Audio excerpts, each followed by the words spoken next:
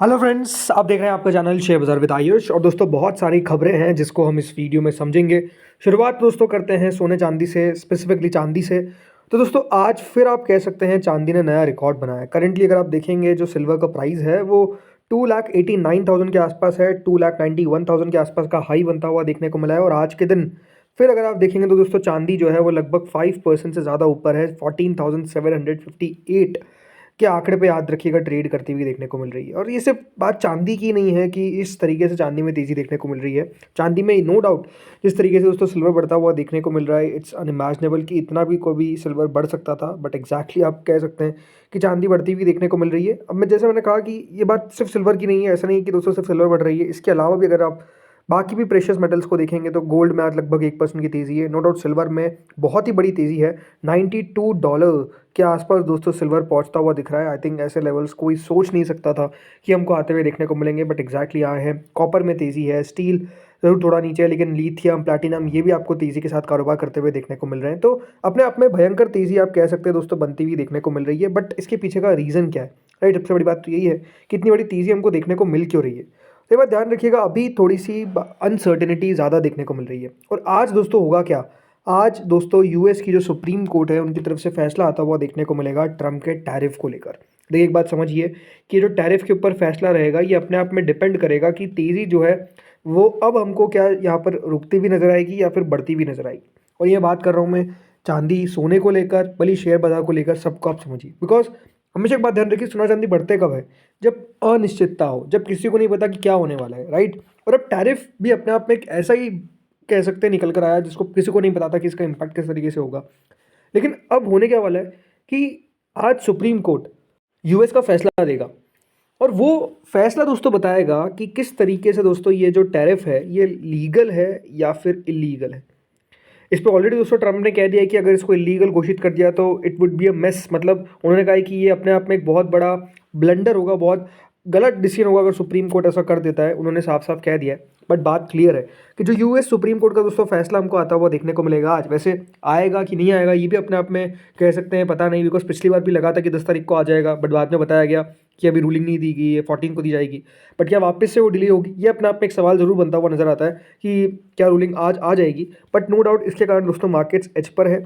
इसीलिए अगर आप देखेंगे सोना चांदी में क्योंकि अनसर्टेनिटी है तो ऊपर नीचे आपको होते हुए देखने को मिल रहे हैं, स्पेसिफिकली ऊपर होते हुए देखने को मिल रहे हैं। अगर मान लेते हैं कि टैरिफ हट जाता है, कि टैरिफ को कह देते हैं कि नहीं ये लीगल है, तो ये बात ध्यान रखिएगा स्टॉक मार्केट में तेजी हमको देखने को मिलेगी। हो सकता है कि सोना चांदी में प्रॉफिट बुकिंग देखने को मिले। बट अब अगेन ये बात क्लियर है कि देखिए कह पाना अपने आप में काफ़ी मुश्किल है। जिस प्रकार से लगातार हमको तेजी देखने को मिल रही है, हर एक टिक के साथ सिर्फ आपको तेज़ी देखने को मिल रही है, तो आई थिंक अपने आप में टॉक ऑफ द टाउन बने हुए हैं। और ये बने रहेंगे जब तक आप कह सकते हैं ट्रम्प ओवरऑल ऑफिस में। मैंने पहले भी कहा था कि ट्रम्प जिस तरीके से दोस्तों यहाँ पर काम करते हुए नजर आते हैं, राइट? स्पेसिफिकली आप कह सकते हैं कि अनसर्टेनिटी बहुत बढ़ा देते हैं।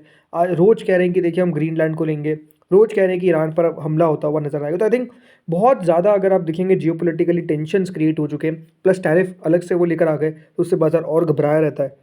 तो ये याद है कि सारे कारण है जिसके कारण दोस्तों जो सोना चांदी है उसमें इस प्रकार का उबाल आपको आता हुआ देखने को मिल रहा है। सोना चांदी नहीं, जैसे मैंने कहा सारे मेटल्स, राइट? अब आते हैं दोस्तों अगली खबर पे। और अगली खबर किस पे? HDFC AMC। जी हाँ, आज कंपनी के तीसरी तिमाही के नतीजे निकल कर आए। सबसे पहले दोस्तों कंपनी के थर्ड क्वार्टर के नंबर्स को देखते हैं। तो ये दोस्तों आपके सामने नंबर्स है HDFC AMC के। अगर आप नोटिस करेंगे जो कंपनी की सेल्स है वो लगभग 934 करोड़ से बढ़कर 1074 करोड़ पर आ गई है। It's a 15% jump. जी हाँ, 15% कंपनी का जो ओवरऑल सेल है वो बढ़ता हुआ देखने को मिला है। प्रीवियस जो क्वार्टर था उसमें कंपनी की सेल लगभग 1026 करोड़ आई थी। तो यहाँ पर भी आप कह सकते हैं कि ग्रोथ हमको साफ साफ देखने को मिली है, भले वो वाई हो या फिर Q1Q हो। मुनाफा अगर आप देखेंगे तो मुनाफा लगभग 641 करोड़ से बढ़कर 770 करोड़ पर आ चुका है। लगभग मुनाफे के अंदर दोस्तों 20% की ग्रोथ है। तो इससे प्रीवियस क्वार्टर में जो कंपनी का प्रॉफिट था वो 718 करोड़ था, ये भी आपको बढ़ता हुआ दिखा है। अर्निंग पर शेयर अगर आप देखेंगे तो 15 का EPS लगभग 18 तक पहुंच चुका है। 20% का ग्रोथ यहाँ पर भी आपको देखने को मिला है। इसके अलावा मैं बात करता हूँ AUM की, एसेट अंडर मैनेजमेंट की। तो ये बात ध्यान रखिए AUM जो है वो 9.25 लाख करोड़ पहुंच चुका है। 19% की ग्रोथ हमको देखने को मिली है सालाना तौर पर, और लगभग 5% की ग्रोथ देखने को मिली है Q1Q ग्रोथ पे। तो आई थिंक नंबर्स बहुत बेहतरीन आप कह सकते हैं देखने को मिले हैं।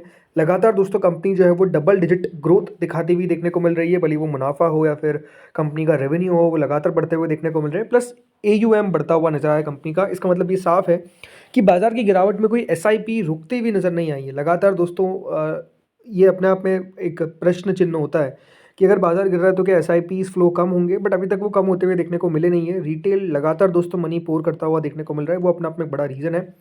इंपॉर्टेंट बात मार्जिन्स को लेकर अगर आप देखेंगे तो 81.52% पर आ चुके हैं, जो पहले 77.94% थे। तो यहाँ पर भी आप कह सकते हैं कि मार्जिन एक्सपांड होते हुए देखने को मिला है। ऐसा बताया गया है कि एक्सपेंस जो था वो कंपनी का कम होता हुआ नजर आया और ऑपरेटिंग लेवरेज बेनिफिट जो है वो कंपनी को क्लियरली मिला है।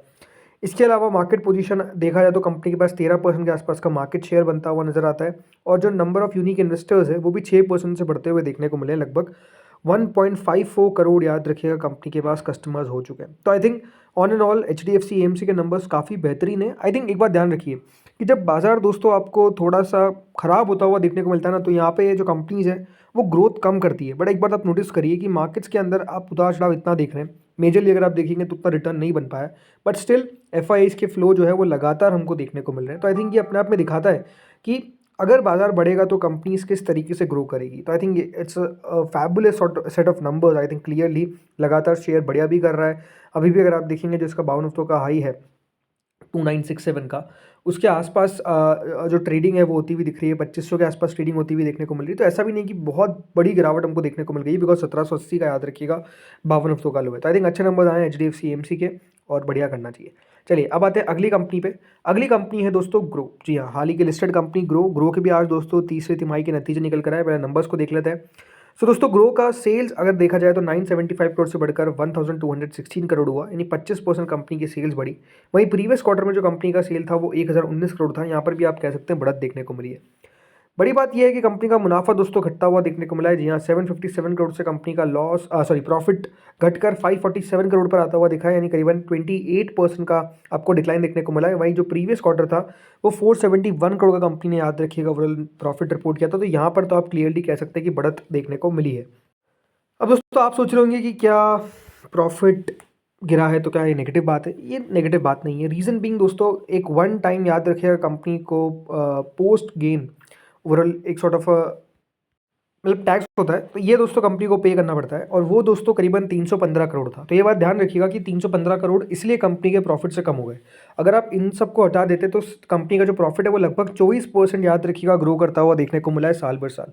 तो ये अपने आप में इंपॉर्टेंट बात है। प्लस कंपनी का जो यूज़र ग्रोथ और मार्केट शेयर है वो अपने आप में बहुत कंसिस्टेंट है। लगातार दोस्तों कंपनी के जो एक्टिव क्लाइंट्स है वो बढ़ते हुए देखने को मिल रहे हैं, भले वो आप अक्टूबर, नवंबर, दिसंबर सबका आंकड़ा देखिए। कंपनी ने ओवरऑल बताया कि 28.8% कंपनी का कैश इक्विटी के अंदर मार्केट शेयर है और इक्विटी डेरिवेटिव्स के अंदर लगभग 18.1%, जो पहले 12.2% था। तो आप समझ सकते हैं कि यहाँ पे कंपनी जो है वो लगातार दोस्तों अच्छे नंबर्स रिपोर्ट कर रही है। स्ट्रैटेजिक इन्वेस्टमेंट दोस्तों एक कंपनी ने बहुत इंपॉर्टेंट किया है और ये अपने आप में कह सकते हैं कि एक बहुत बड़ी खबर है। स्टेट स्ट्रीट ग्लोबल एडवाइजर्स ने दोस्तों यहाँ पर कहा है कि वो इन्वेस्टमेंट करेंगे ग्रो की asset management arm grow AMC के अंदर लगभग 580 करोड़।